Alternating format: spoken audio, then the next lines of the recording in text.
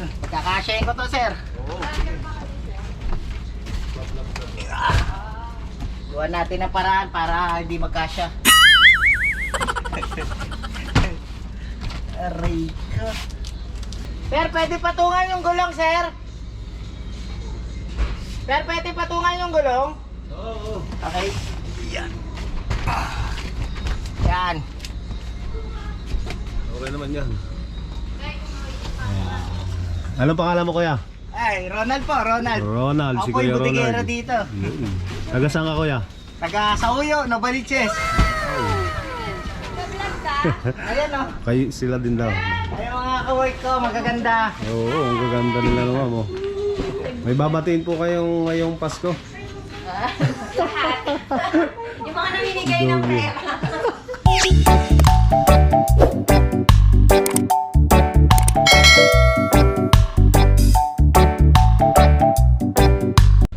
Good morning mga katito bar. Tayo po ay babiyahe muli sa Lalamove. Ngayon po ay araw ng Martes at ang oras po natin ay 10:58 ng umaga. So napakarami po ngayon ng booking sa Lalamove. Malapitan lang yung biyahe natin dahil nung isang araw nagbiyahe tayo long distance at sira yung biyahe dahil sobrang traffic. So titingnan natin. Ito, may nakuha na tayo. San Juan, Manila. At ang halaga niya ay 640. So dadalhin ko lang pick up nito dito lang po sa San Juan. 2 kilometers yung layo at dadalhin ko sa Tomas Mapua, Santa Cruz. So tatanong natin kung ano yung ating pipick upin. Yun po yung mahalaga para malaman natin kung gaano kalaki yung isasakay para possible. Hello po. Yes po. Sir, sa Lalamove po ako. Okay, copy sir. Ano po yung pipick upin ko? Apat na mags, apat na gulong. Okay. Sige sir, papunta na po ako. Sige. So 4 na mags, 4 na gulong. Pwede nating sabayan to. Possible lang another booking. So pipick upin na natin ang ating first booking, 640. Let's go. At nandito na tayo sa first pick up. Ito po, at habang nagbabiyahe tayo, meron na ulit tayo nakitang booking kasabay nito.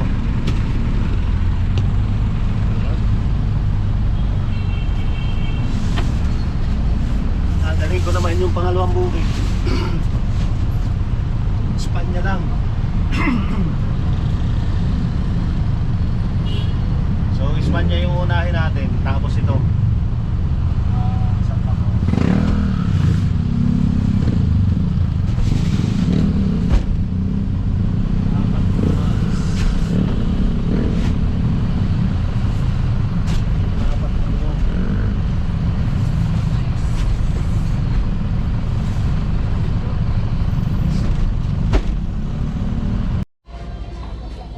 At nandito na tayo sa second pick up. Ito 8 daw na boxes na yon. Medyo malaki pero magaan lang kasi food container lang siya. So itong booking na to ay napakaganda kasi malapit lang, magkalapit lang yung ating pick up. Yung isa 675, yung isa 640. So para ka na rin nag-ano nito, nag long distance. At may ano rin to, high demand. So yung high demand niya is 160 yung isa. So dadalhin natin to sa Espanya lang. At yung isa ay 125. So ito sila ma'am, 8. Mukhang kasyang-kasya yan kay Simaron.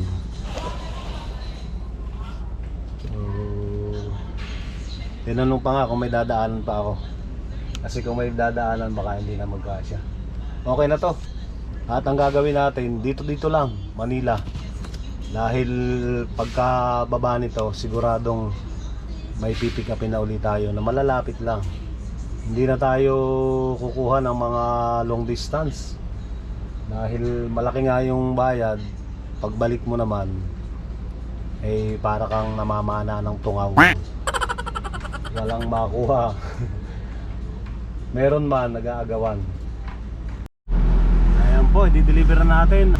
Ang una po natin i-deliver itong mga boxes papuntang Espanya. At pagkatapos ng Espanya ay malapit na din yung papuntang Santa Cruz. Dito lang yon sa may pagkatawid.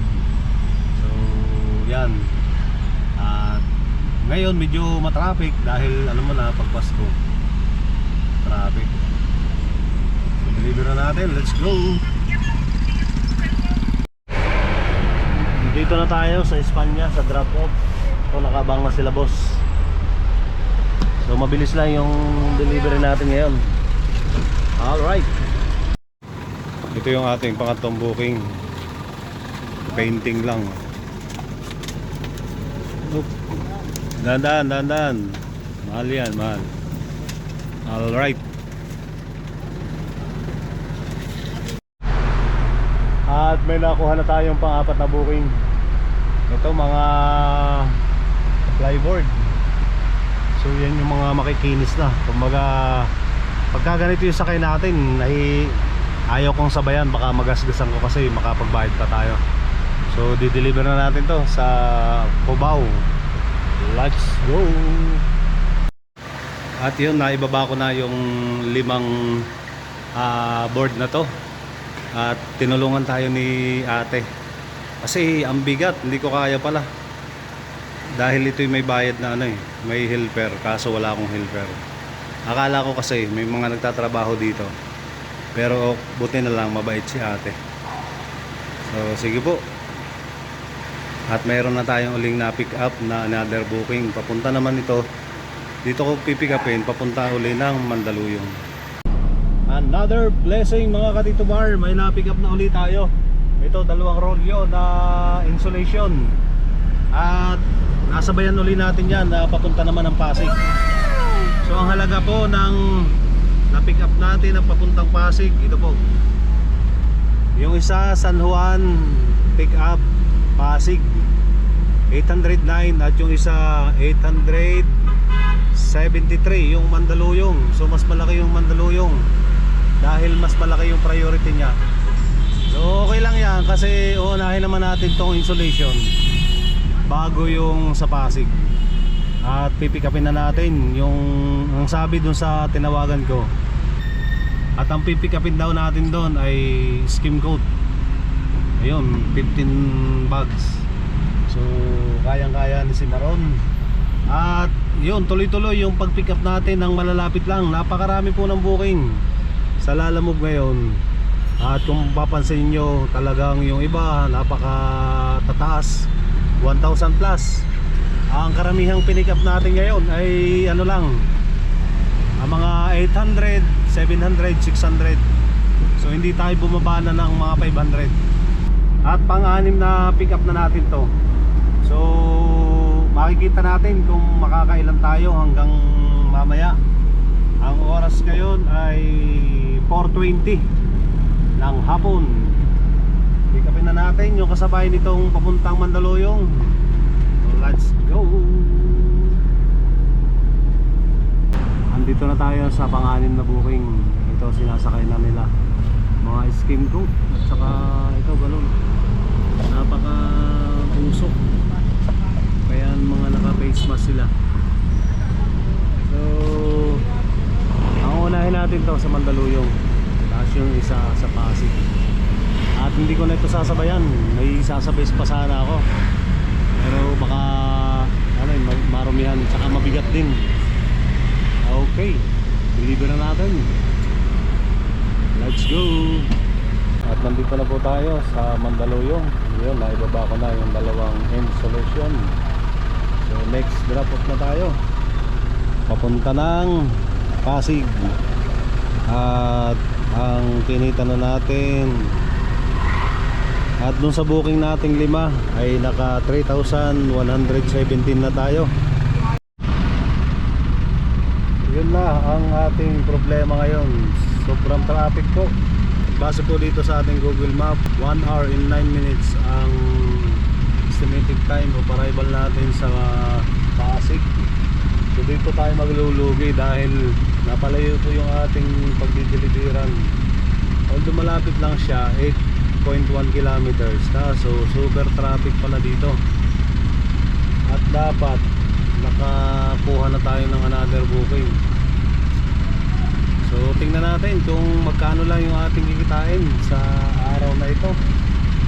At mukhang matagal-tagal pa yung ating bubunuin dito.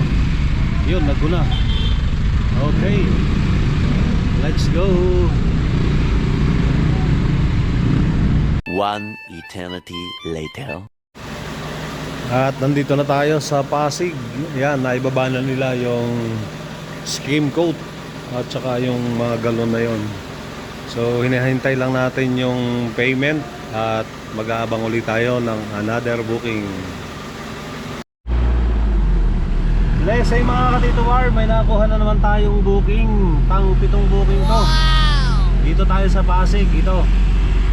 At dadalhin natin to sa may Santa Ana, sa Otis.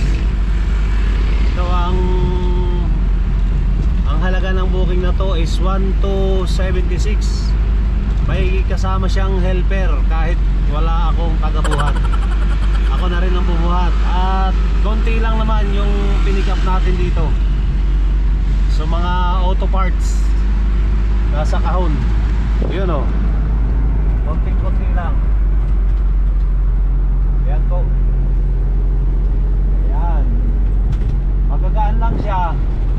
Pero siyempre baka ako magpapasok niyan mamaya sa store nila.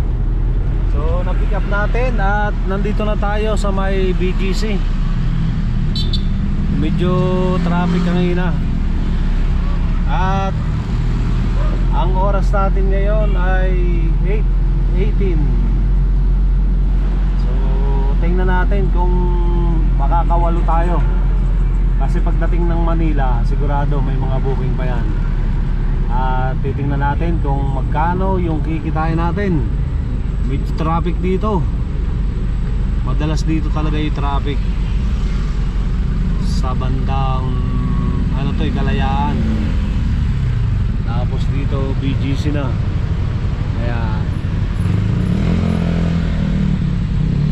So doon lang pagkatawid nito Makati. At dito tayo pinadaan ni Waze o ni Google Maps. EDSA.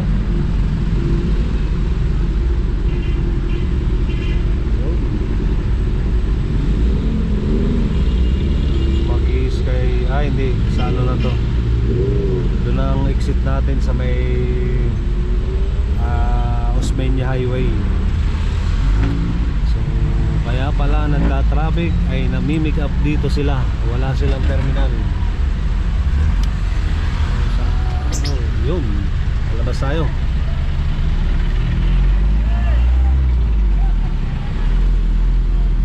So estimated time of arrival is 26 minutes. Nandun na tayo sa Otis. At i-deliver na natin to. Let's go.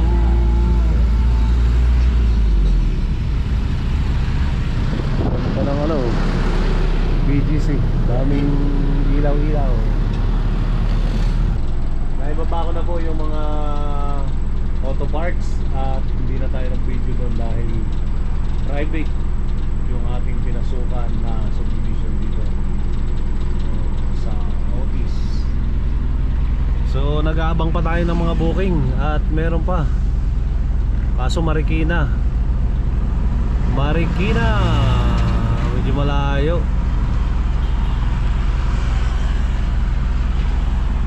Uwi na tayo ng bahay dahil anong oras na? 9:13. So nag-start tayo alauna 9:13. Ang pipikapin natin sana ay dapat Manila lang. Ito sana pwede, kaso ang gusto nila L3. So hindi natin pinipick up yung may mga nakaganon na sigurado kasya naman dito, kaso ang gusto nga nila is L3.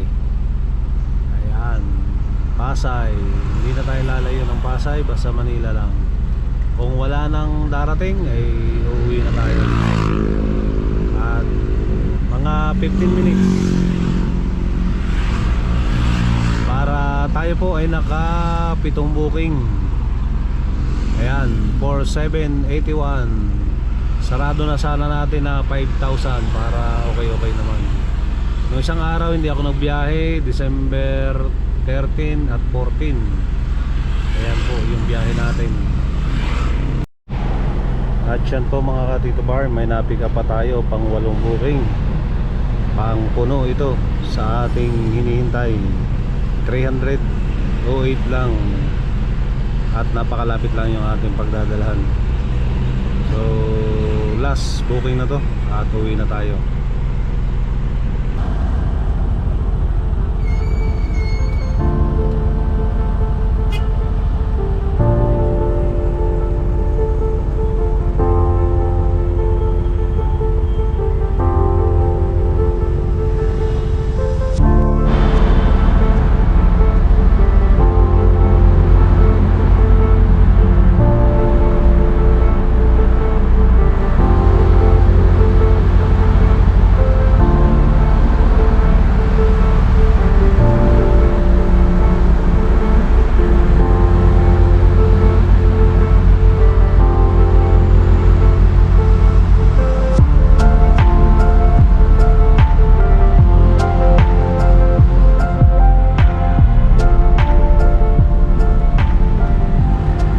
Dito na po tayo sa drop off. Ayan, napakalapit lang. Yun lang yung ating sinakayo. Ayun. Sige ma'am, thank you po. Alright, uwi na tayo mga kaibigan. At sa oras pong ito ay marami pang booking. May papunta pang Santa Rosa, mayroong Amadeo, Antipolo, Calaca. So marami. At hindi na tayo papagabi pa masyado dahil nandito tayo sa may Banawi. Malapit na rin to sa Santa Mesa at uwi na tayo. Yun po ang ating kinita sa anong oras na? Ang oras po ngayon ay alas 10 na ng gabi. So nag-start tayo kanina alauna tayo nakakuha ng biyahe. At sa 9 na oras po na pagbiyahe natin sa Lalamove ay kumita po tayo ng 5,026. Nakawalo tayong complete booking. At may kinita rin tayong mga tip dyan. So may doon nagbigay ng 200, may 100. Ang total po ng ating tip sa buong maghapon ay naka 450 po tayo. So ang total po ng ating kinita sa buong maghapon ay 5,476. At ang naggas po tayo dito ng 800. So kasi pinupultang ko na sa Simaron para makita ko kung magkano yung ating nagagastos na gas. Siyempre nag-drive-thru tayo. Kanina ay nasa 200 yung ating binayaran doon. So sa makatuwid ay talagang yung tip natin ay hindi pa natin naubos sa ating pagkain. So ang total ng ating kinita ay nasa 4,000 plus. Maganda na rin yun dahil December ngayon. Kung maaga tayo nagsimula ay kayang-kaya natin yung 6,000 to 7,000 kung December. Kaya alam ko doon sa mga ibang naglalalamog mas malalaki pa yung kinikita sa atin dahil tayo nga ay tanghali na tayo nakakapag-start dahil may iba pa tayong ginagawa sa umaga. Bibili tayo ng mga kailangan sa laundry. Tapos babiyahe pa tayo kaya okay na yun. Tanghali, 9 hours ay kumita pa rin tayo. So maraming salamat po sa patuloy na inyong panunood kay Tito Bar Vlog. Ingat po tayong lahat. God bless everyone. Bye bye.